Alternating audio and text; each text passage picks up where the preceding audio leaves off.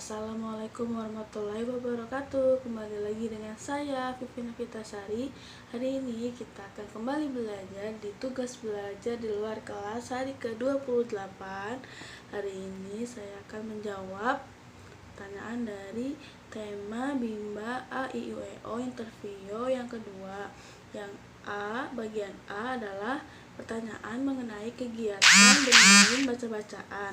Nomor 1, jelaskan apa yang dimaksud dengan kegiatan bermain baca-bacaan. Kegiatan bermain baca-bacaan adalah seluruh kegiatan atau segala sesuatu permainan yang berhubungan dengan menumbuhkan minat baca pada anak. Jadi semua permainan yang dilakukan atau semua kegiatan yang dilakukan di kegiatan bermain baca-bacaan adalah semua erat berkaitan dengan menumbuhkan minat baca pada anak. Kemudian nomor 2, jelaskan kegiatan apa saja yang termasuk dalam kegiatan bermain baca-bacaan.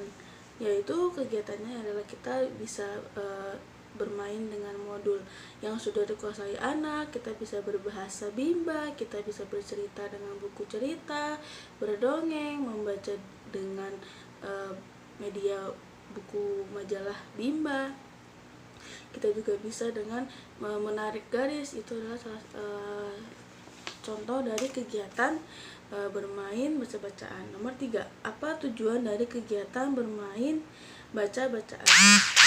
Karena di sini adalah bermain baca-bacaan, jadi kita menstimulus anak dengan kegiatannya adalah dengan bermain, yaitu supaya menciptakan minat baca pada anak, karena mereka menyukai nih kegiatan bermain baca-bacaan yang menyenangkan, yang mereka tuh happy dengan bermain baca-bacaan itu, mereka happy bermain dengan modul mereka yang sudah mereka kuasai. Jadi timbullah dari minat baca dari anak itu sendiri. Jadi kita bisa tercapai atau kita bisa mencapai dari visi dari Bimba, yaitu untuk menumbuhkan minat baca pada anak. Tujuan dari Bimba yaitu adalah untuk menumbuhkan minat baca pada anak secara intrinsik. Jadi karena mereka sudah senang, mereka akan mengulang kegiatan membacanya itu dengan sendiri, dengan intrinsik, dengan tanpa tekanan dari orang lain atau dari orang tuanya. Kemudian nomor 4, kapan kegiatan bermain baca-bacaan dilakukan oleh motivator? Kegiatannya itu adalah sesering mungkin kalau bisa. Jadi sepanjang kita melakukan atau sepanjang kita membimbakan, kalau bisa kegiatan prioritasnya adalah bermain baca-bacaan, karena tujuan kita adalah untuk menumbuhkan minat baca pada anak.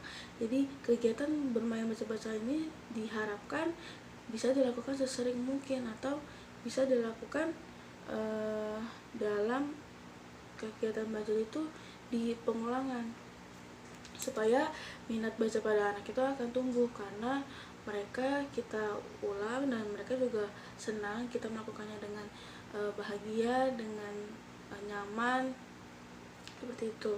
Nomor 5, mengapa kegiatan bermain baca-bacaan menjadi kegiatan prioritas utama yang harus dilakukan oleh motivator? Karena tujuan khusus dari Bimba itu sendiri adalah karena kita ada di Bimba A I U E O, yang tujuan khususnya adalah untuk menumbuhkan minat baca dan minat belajar pada anak secara intrinsik.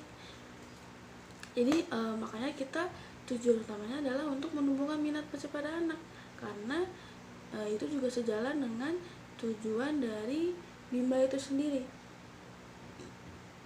Makanya di Bimba itu kegiatan baca-bacanya adalah fokusnya untuk di bermain baca-bacaan, karena tujuan khusus dari Bimba itu sendiri. Kemudian nomor 6, apa yang harus dievaluasi oleh motivator ketika anak bermain baca-bacaannya? Kita harus lihat nih gimana anak selama kegiatan baca-bacaan, apakah sudah senang, apakah anak ini merasa bersemangat, antusias, dan merespon kita dengan positif.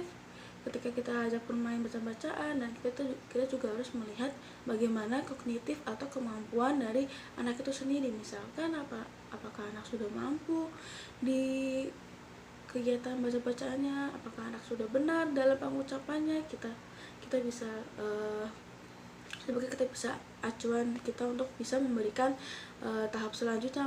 Apabila anak sudah bisa, apabila anak belum bisa, kita bisa melakukan pengulangan lagi, kita bisa mencari cara, atau kita bisa mengevaluasi diri kita sendiri, apakah selama ini kita membimbakannya tidak menyenangkan, jadi anaknya tidak 100% menyerap ilmu yang kita berikan atau materi yang kita berikan, seperti itu.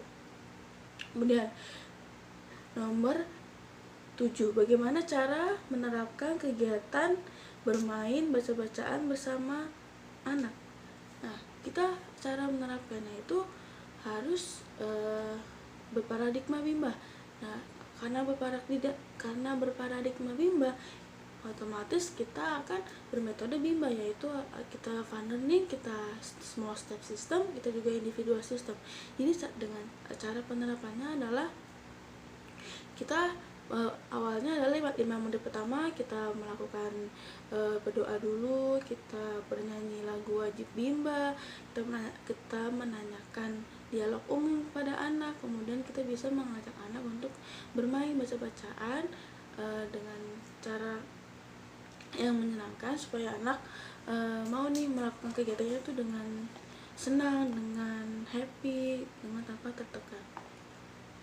Kemudian jika anak sudah menginginkan kegiatan lain, nggak apa-apa, kita kasih aja mereka mau mewarnai dulu. Kan mau warnai dulu, boleh. Nanti kita memberikan kegiatan berwarna bersama, tapi kita dengan selingi bisa memperdengarkan dengan bahasa bimba. Kita bisa mengajak mengobrol dengan anak dengan bahasa bimba. Misalkan, kakak hari ini kakak udah minum SU belum ya, gitu. Atau misalkan kita bisa juga sambil anak mewarnai, kita sambil menstimulus anak nih dengan lagu-lagu yang ada di bimba. Misalkan mama papa bobo, atau kita bisa juga aku anak bimba. Jadi anak secara tidak langsung kita memberikan stimulus kepada anak selama kegiatan mewarnai mereka, atau selama kegiatan lain selain baca-bacaan. Nomor 8, apa dampaknya jika motivator tidak menerapkan permainan baca-bacaan? Dampaknya adalah keterampilan membaca anak menjadi kurang, karena anak tidak karena kita jarang menerapkan baca-bacaannya. Terus juga anak jadi tidak bahagia karena kita mungkin selama melakukan kegiatan bermain baca-bacanya itu merasa kita belum seru atau kita belum menyenangkan. Kemudian juga kita jadi nggak selamat nih, karena tujuan dari bimba itu kan adalah untuk bahagia dan selamat. Kalau misalkan dari kita udah nggak bahagia tuh berarti kita juga nggak selamat, karena di kita belum mencapai tujuan dari yang mau kita capai, yaitu adalah untuk menumbuhkan minat baca dan minat belajar pada anak. Untuk yang B, yaitu adalah pertanyaan dengan tema teori jam bandul. Nomor 1, jelaskan apa yang diketahui mengenai teori jam bandul dan berikan contohnya. Teori jam bandul itu adalah bagian dari variation skill atau kegiatan yang dimiliki oleh motivator untuk memvariasikan suatu kegiatan belajar supaya kegiatannya itu tidak monoton. Jadi teori jam bandul ini termasuk ke dalam variation skill. Nah, di teori bandul ini ada kegiatan prioritasnya, yaitu adalah kegiatan dari bermain baca-bacaan.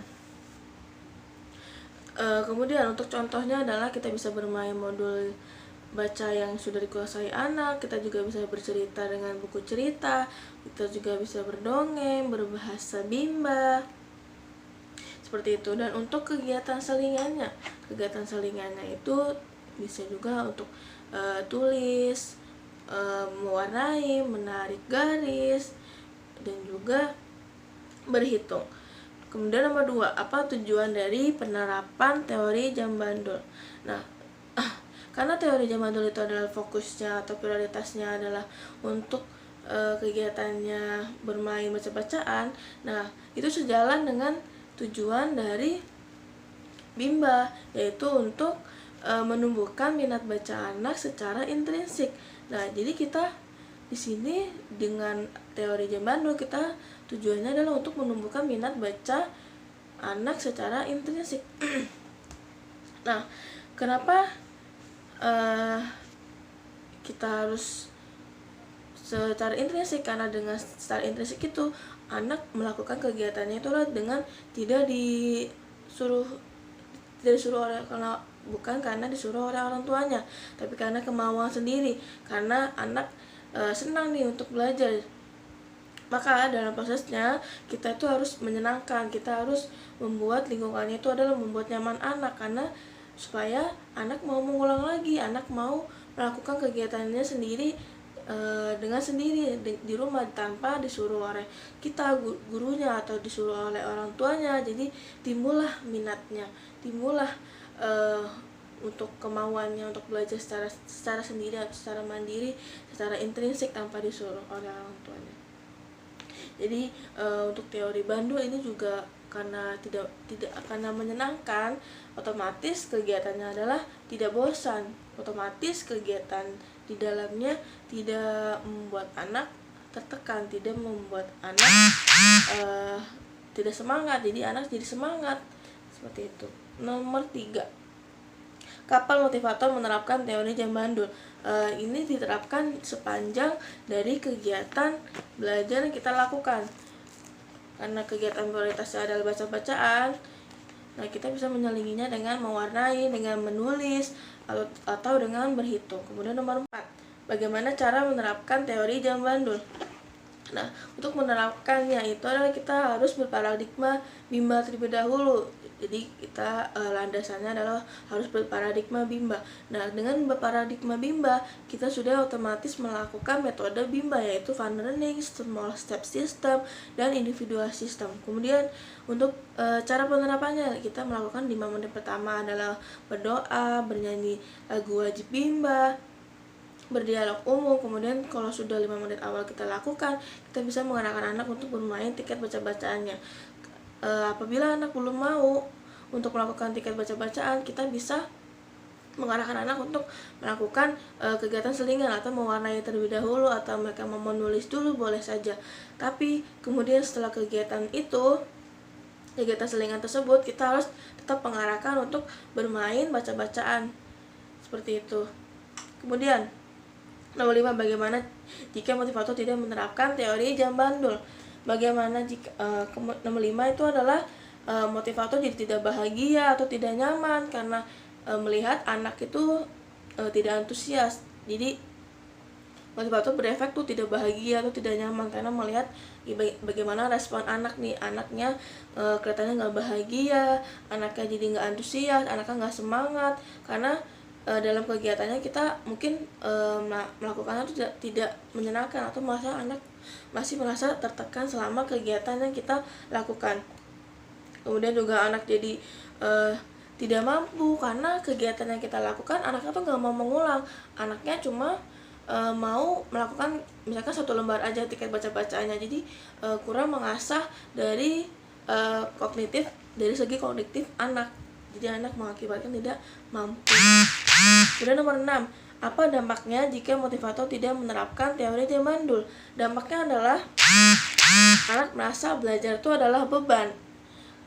Jadi mereka tidak senang untuk belajar, mereka juga jadinya terpaksa untuk belajar, mereka merasa bosan dan tidak mau mengulang kegiatan belajar yang telah kita lakukan.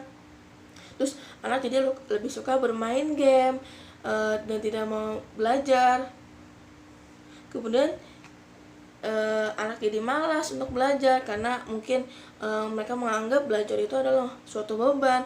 Kemudian juga untuk anak kita jadinya mencetak suatu generasi yang benci belajar karena anak tidak senang untuk belajar, anak jadi malas, tidak mau belajar. Jadi itulah efek dari kita tidak menerapkan teori jam bandul. Demikian jawaban dari saya, kurang lebihnya saya mohon maaf. Assalamualaikum warahmatullahi wabarakatuh.